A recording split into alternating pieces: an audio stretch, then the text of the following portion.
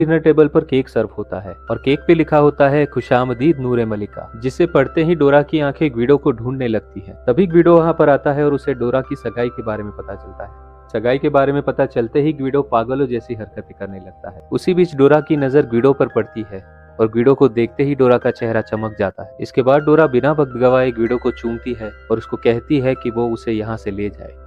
और ग्विडो भी बिना वक्त गवाए भरी महफिल में अपने अंकल का घोड़ा ले आता है और डोरा को सबके सामने घोड़े पर बिठाकर वहां से ले जाता है। और कुछ यूं डोरा और ग्विडो अपनी गृहस्थी बसाते हैं।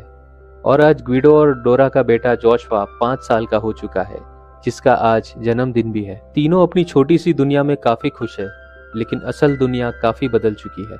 देखा जा सकता है कि शहर में जर्मन आर्मी आ चुकी है और शहर को जंग के मैदान में बदल रही है। और यही वो वक्त है जहां से ग्विडो की भी अपनी एक जंग शुरू होती है, अपने मासूम बच्चे जोशुआ के सवालों के जवाब देने की जंग। नन्हा सा जोशुआ अपने बर्थडे के दिन केक खरीदने की ख्वाहिश रखता है, लेकिन बदले में दुकान के बाहर लिखा हुआ पड़ता है कि जूस और कुत्तों को दुकान में आना मना है। मासूम जोशुआ अपने पिता से इसका जवाब पूछता है। ग्विडो कहता है कि आजकल सभी ऐसा कर रहे हैं, उनकी मर्जी। जोशुआ कहता है कि हमारी दुकान में तो सब आते हैं। तब ग्विडो जोशुआ से कहता है कि हम भी एक तख्ती लगा देंगे और उससे पूछता है कि तुम्हें कौन पसंद नहीं है। जोशुआ कहता है कि कॉकरोच, और ग्विडो कहता है कि मुझे बुरे लोग पसंद नहीं है, तो हम अपनी दुकान के अंदर बुरे लोग और कॉकरोच को आने से मना कर देंगे। और ग्विडो कुछ यूं अपने बच्चे के सवालों को टाल देता है। इसके बाद 2 लोग ग्विडो की दुकान पर आते हैं और उसे अपने साथ ले जाते हैं। तब ग्विडो अपने खास मजाकिया अंदाज से चलते हुए वहां से जाता है ताकि जोशुआ डरे नहीं।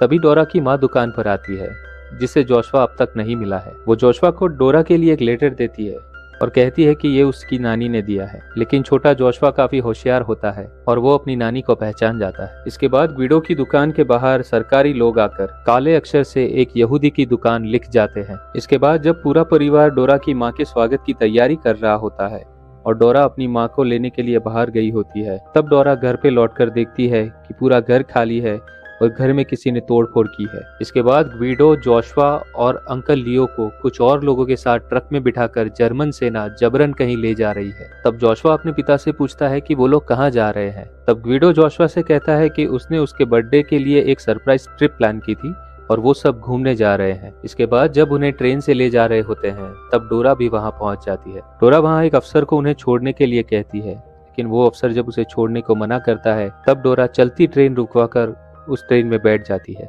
जहां छोटा जोशुआ अपनी माँ को वहां देख खुश हो जाता है, वहीं ग्विडो का दिल बैठ जाता है। उसके बाद ट्रेन एक जेल जैसी जगह पर जाकर रुकती है, जिसे नाजी लोग कॉन्सेंट्रेशन कैंप यानी कि सुधार गृह कहते थे, लेकिन दरअसल ये एक यातना शिविर होता है जहां यहूदियों को इकट्ठा